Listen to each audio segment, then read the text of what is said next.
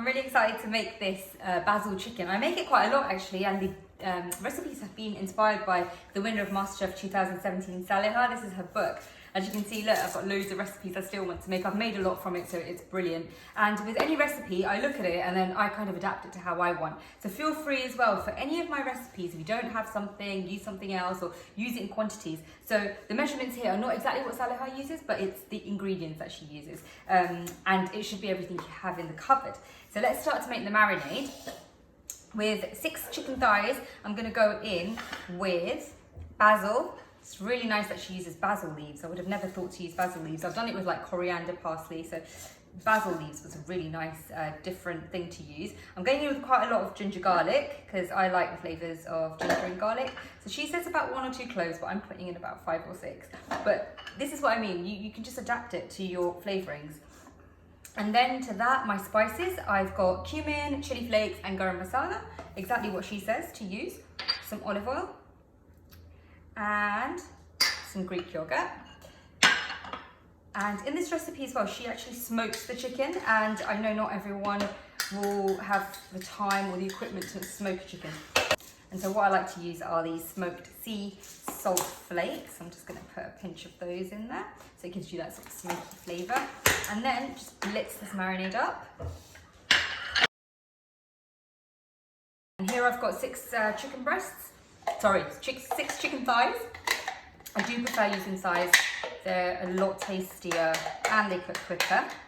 So that's my whole marinade into there. It's so fragrant, I can smell all those lovely flavours of cumin, garam masala and the basil and the chili flakes. It's really, really nice. So just put that all over the chicken. And then that's going to go into the oven, 200 degrees, normally about sort of half an hour should do it. Just mix that all together.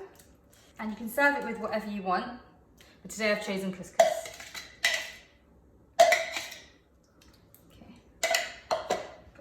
Oven.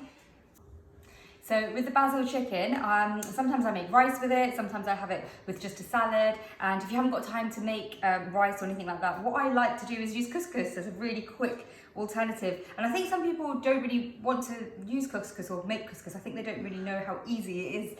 It's a no-cook recipe. You just have to soak it, rehydrate it, and you've got instant Cous Cous. So I've got some whole wheat Cous Cous in here, and it's all about just covering it with some hot liquid. I've just got vegetable stock cube in here with boiling hot water, and all I do is I cover it until it's about 1 centimetre or so. There's no real measurements, I don't really measure it. As you know, I don't really measure anything, but it's just about, should be covering the Cous Cous. So I'd say about 1 centimetre. So let's see, a bit more. So just boiling water, and you can just get cling and cover it. But what I like to do is use one of these containers and just put the lid on. So that would just be doing its thing.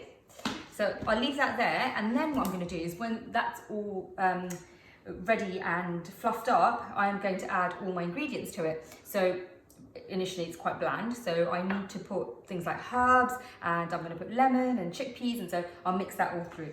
And I like the smoky flavour as well, so what I've done here is just charred a whole yellow pepper or red pepper, whatever you have. You can do it in the oven as well. I've just put this on a flame and turned it and until it was all charred, and I've got a nice pepper. And that's only because that's what was in the fridge. And that's what's really good about Cous Cous. Whatever you have, you can chuck it in, like aubergines, courgettes, anything like that. If you sort of char them in the oven or on a flame, you can just use them and put them in as a vegetable, so you can really bulk up your vegetables that go into your Cous Cous. You can of course have it plain as well, but I think it's a nice opportunity to be able to sort of make it into a salad with lots and lots of things that you can use up from the fridge. I love that fridge range kind of thing. So yeah, peppers, courgettes, aubergines, peas, sweet corn, anything like that. Today I'm going to use the pomegranate. Pomegranate works really, really lovely in dishes like this.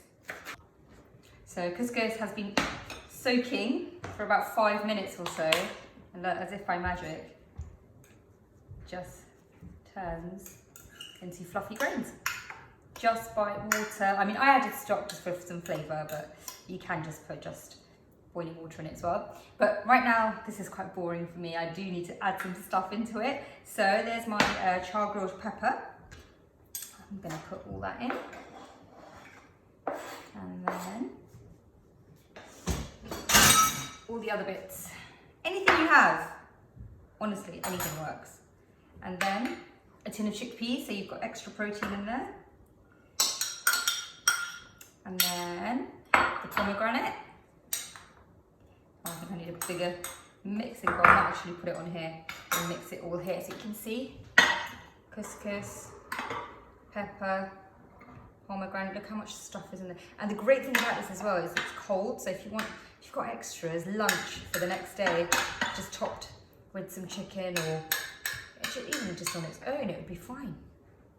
So there we go. Look, you do need a big plate. Look how much that made. It didn't look like very much before it was soaking, and look how much I've got out of that. Still got stuff to put in there.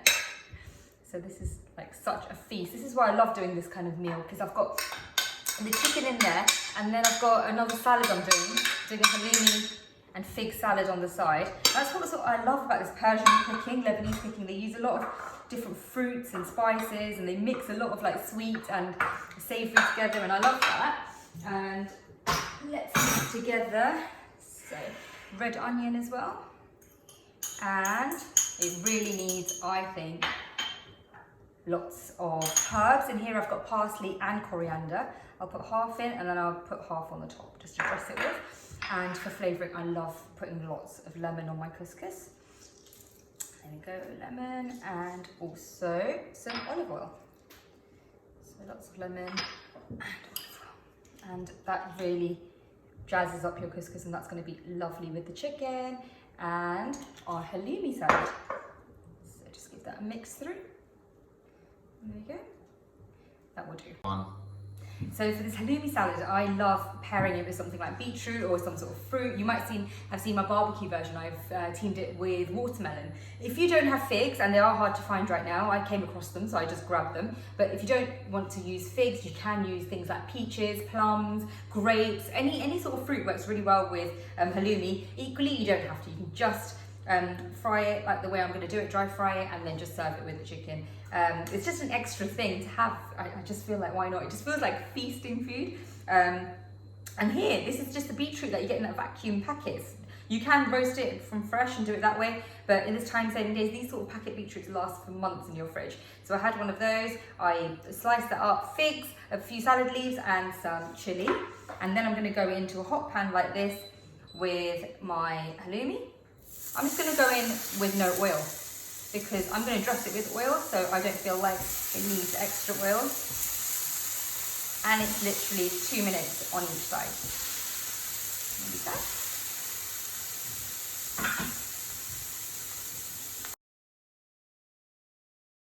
And that's perfect. A nice browning on there. I'm going to place this lovely halloumi on my bed of figs and beetroot and red chilli and a few leaves. And then just give it a little light dressing. Because halloumi is so salty, it loves anything sweet.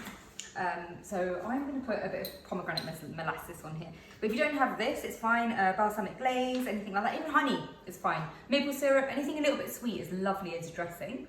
So I'm just going to put this just a little bit like that. It's sweet and it's got a little tiny bit of a tang. It's really nice. And that's pomegranate molasses. And then lovely people at Spice Kitchen have sent me this whole Middle Eastern spice box. So this is really interesting because I have the Indian one, but I don't have all these spices. So it's been lovely using all of these, like ras al hanout and za'atar, and I've got Aleppo pepper. I've never used some of this. Isop pepper. I'm going to have to ring up Sally and she can tell me how to use some of these. So I've got za'atar here, which is a mixture of sesame seeds, sumac, lemon, oregano. It's really, really nice mix. It's almost like the sort of Middle Eastern, not garam masala, but it's just a really nice fragrant seasoning. So that goes on. But you don't have to put this on. This is just things I'm showing you, but it's completely optional. That with just a little bit of olive oil would be fine and would be delicious. And olive oil, of course, on a salad. There you go. So that's halloumi salad done. Your couscous done. Just moving over here. Couscous done. And then I'm ready for my chicken. Oh my god, it smells so good. It's so fragrant, and it's got its own like sauce. It's all green and like lemony and fragrant. Oh, it's so good. So this, and then just a tiny bit of lemon on top of there. There you go. So this is basil chicken, but you can serve this with anything. This will be great inside a pita. It will be nice on a burger. It would be nice with some rice. You can literally do anything with it. This is just a way I've shown you, and I've done lots of different things with this, but I've just served it today with couscous and a halloumi salad with some hummus and a few green beans. So we're gonna have a bit of a feast, I think.